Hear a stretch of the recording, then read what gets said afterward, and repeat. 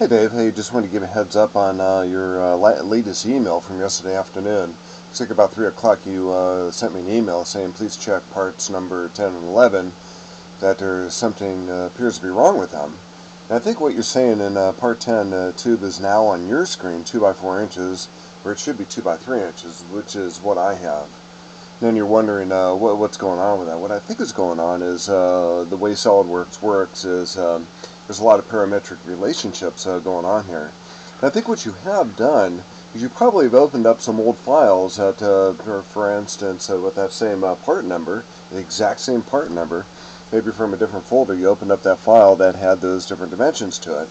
And then on part number 11, which might be the same part number, again, maybe it just started working on that months ago, and it looks different. But SolidWorks is just looking for that one part. So if you have those two parts open, and you open up the master assembly as I sent you, it's going to assume that those parts you already have open are the ones you want to use. And it may not fit with your assembly, it may not fit in or properly display itself within the assembly and the part drawings, and therefore it's going to look different. So there's a lot of parametric relationships that go on here, and you kind of have to be careful of that and be aware of what you're doing before you get involved in something like this. So the thing to do is like completely clear out everything. Don't shut down SolidWorks, but shut down all the parts and assemblies that you have open in SolidWorks if you're working on stuff. And then open up the assemblies I send you. Every time I send you a pack and go, that's your newest file. You always open up from that file once you extract it all. And if you do that, everything should be fine.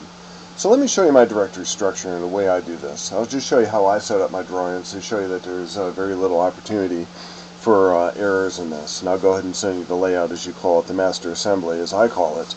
And that way you have the most up-to-date assembly available. So what I have is these three unzipped zip folders. This was the original one you sent me. Made some minor modifications to this one, but this is the one that my whole assembly is in. And I'm going to go ahead and send that to you as a pack and go here in just a little bit. So from here, what I do is when I open up SolidWorks and I open up my assembly drawer and I show you my assembly drawer and it's already open, this is where I'm looking for my parts. This is where I'm looking for the parts in assembly. So I always go to the master assembly. So I never open up any parts or assemblies that are outside of this. So let's say I want to take my manifold support tube assembly, and I'll just pick on a part that may be part of that assembly. And I'll go over here to the feature manager tree and find out the top level of that assembly, which is this. By clicking that, everything in here turns blue, which is part of that sub-assembly.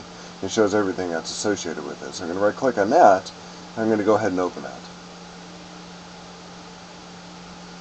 And so this is everything that's within that assembly. Now we want the manifold support tube weld assembly, which does not include this sub-assembly with all the manifolds on it. So what I did is I created a different configuration in here called the manifold support weld assembly. And what that does is just suppresses those elements, those other items that were in there.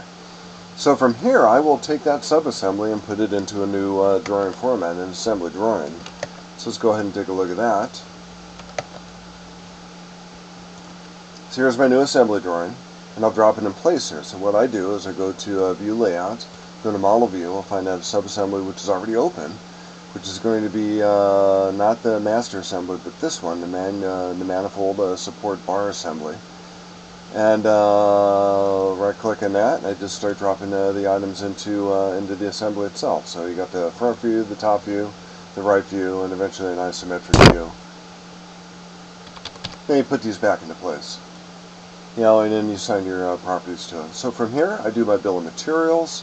Bill of materials shows me all the parts that are associated with this. When these bill of materials, then I put the balloons on. With the balloons, with the specific item number within the bill of materials, I can open up those specific parts and incorporate those parts into the part drawing file that I have. So there's very little chance that what I'm working with here is going to have a lot of errors that you're talking about. But I think what's really going on is you're opening up files, perhaps in the background, within SolidWorks, and SolidWorks is just assuming you want to use those other part files with the very same name inside your part drawing, your assembly drawing, eventually into your master assembly. and it's probably going to goof things up a little bit. So the way to solve this is to close everything out in SolidWorks. Don't close SolidWorks, but close out all the files you're working with in SolidWorks. Go back to the cron file that I have. These are all the files I've been sending you all these times, but you want to go to what I call my drawing pack and goes, which was Thursday the 25th, which is the last time I sent you those.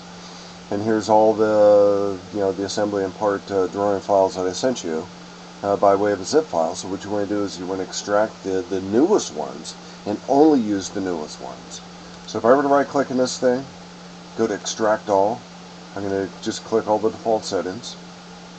It's going to extract that folder, and this is the folder you want to be able to use. You want to use all the parts that are out of this folder. So within that folder you have all the parts associated with that drawing file, including the drawing file, which is this. So if you go ahead and open up that, all these files, all these part files that are associated with that will open up with that. So I hope that helps. And if you have any further questions about this, let me know and I can give you a hand with it. And maybe we can do, while you have some files open there in SolidWorks, I can show you how to get that stuff done by way of the telephone if you want to do that. So sorry you're having trouble with that, but remember, always regress to the files I sent you, and then and I think if you do that, you should probably minimize any errors that might happen over there.